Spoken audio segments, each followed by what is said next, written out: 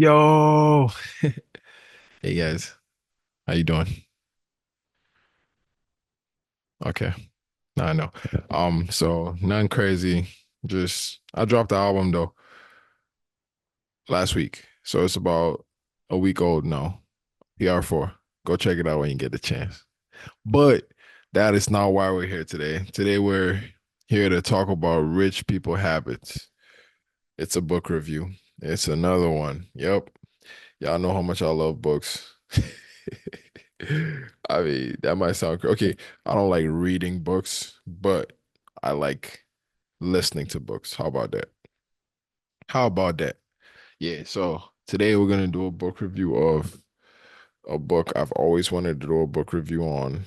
That's kind of why I started the show because I knew like if I get book reviews in this, like I could do a million shows and never stop, you know what I mean? But the book we're gonna be reviewing today talks about rich people habits, and it's called The Millionaire Next Door. So I'm looking for it right now.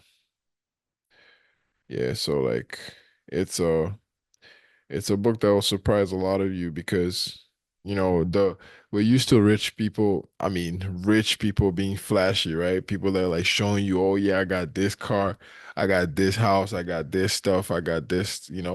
That's like what society thinks are rich people, but come to think of it, those are not the rich guys. The rich people are actually very, very not flashy. Like they're the opposite. The people that actually have wealth don't flash. They're like wearing the simplest clothing. You'll be so surprised. Like some people, you live in the same neighborhood with some millionaires, you won't know. But yeah, that brings me to the book. It's called The Millionaire Next Door, and it was written by Thomas J. Stanley and William D. Danko. So like it just talks about how rich people are like frugal, how the habits of rich people, the typical affluent millionaire, they like surveyed a bunch of people and like figured out who was bluffing and who was real. And like there's like levels to it, how rich people don't even like to spend money. They're just always saving money. How rich people are like frugal. They don't they don't spend too much. Like they're not looking for the next get rich quick scheme. They're kind of cool with like just like slow build and like like going up there in life without having to like show you, oh yeah, I'm the richest guy out here. So like, but don't get me wrong, there's rich people too that just enjoy flaunting, but we're talking about the typical millionaire, the typical affluent person. We're not talking about like the majority, because like some people love to show you what they have too. It's just like a thing, like, okay, I have this car, I mean, if I bought a Ferrari, I'll be taking photos in that bitch all day. Like, you know what I mean? But it's like a mixture. I don't even know, I'm kind of learning, but it's just like a book.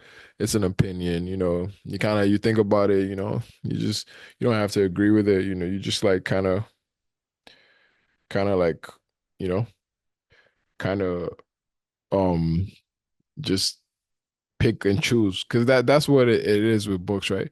We're like trying to figure out what we want to know from the book. We're not just like all over the place, like trying to, oh yeah, I'm gonna agree with this book 100%. No, no, no, no, no, at all. So it's kind of like you pick and choose, and you just figure out what you like and what you don't like about the book, or what you think makes sense and what you think doesn't make sense. What habits you think make sense and what habits don't make sense. Because like you don't have to read any of these books. You can just like use your own brain.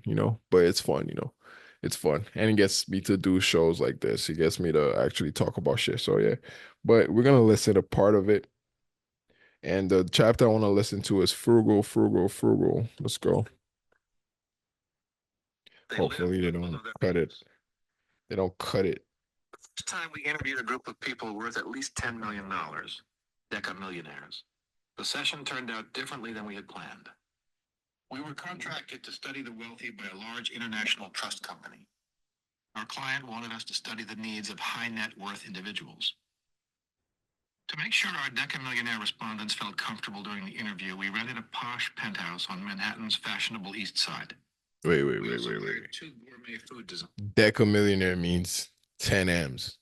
So they've made more than $10 million, or their net worth is more than, yeah, that's what it is. Their net worth is $10 million and above. Deca millionaire. They put together a menu of 4 pâtés and 3 kinds of caviar.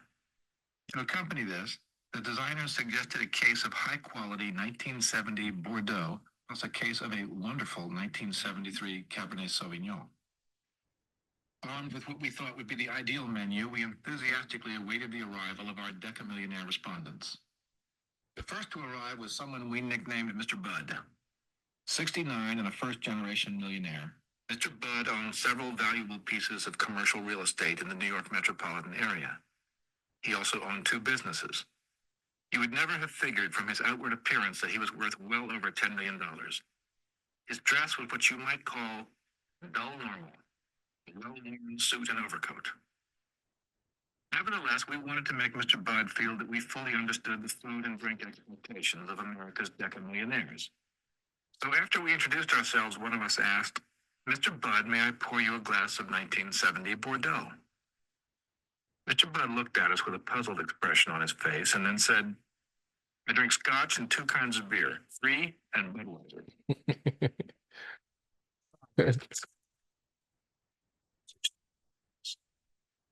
Subsequent to our interview, the millionaire respondents shifted constantly in their chairs. Occasionally, they glanced at the buffet, but not one touched the pâté or drank our vintage wines. We knew they were hungry, but all they ate were the gourmet crackers. We hate to waste food. How did we dispose of our food and drink? No, we did not have to throw it away. The trucked officers in the next room consumed most of it. Of course, the authors helped. It seems that most of us were gourmets. However, none of us was a decamillionaire. A foundation for building wealth. Today, we are much wiser about the lifestyles of the affluent. When we interview millionaires these days, we offer a spread that is more congruent with their way of life. We provide them with coffee, soft drinks, beer, scotch during evening sessions, and club sandwiches. Of course, we also pay them between $100 and $250 apiece. Occasionally, we offer additional incentives. Many respondents have picked a large and expensive teddy bear as one of their non-monetary rewards. They tell us they have a grandchild who would be thrilled to receive a big bear. It is unfortunate that some people judge others by their choice in foods, beverages, suits, watches, motor vehicles, and such. To them, superior people have excellent tastes in consumer goods. But it is easier to purchase products that denote superiority than to be actually superior in economic achievement. Allocating time and money in the pursuit of looking superior often has a predictable outcome: inferior economic achievement. Hmm. The 3 words that profile the affluent: frugal, frugal, frugal. Wow. That's tough, man. That's like just tough to like fathom. Like, so wait, all this time I'm like trying to get money so I could show people that I have money, but that's not really having money. Is that what you're telling me, bro? Yeah. So yeah, this book changed my mind frame on a lot of stuff, yo. I hope you've heard enough to like go check it out yourself, man. Like I'll try to make these book reviews longer, but I don't know. I feel like if you really want to read the book, like you've heard enough, you know what I mean? But I'll definitely try to make them longer, but that's the synopsis pretty much. So yeah, thank you for listening. And I'll see you next time on the Post Cover Wizard Show. Let's go.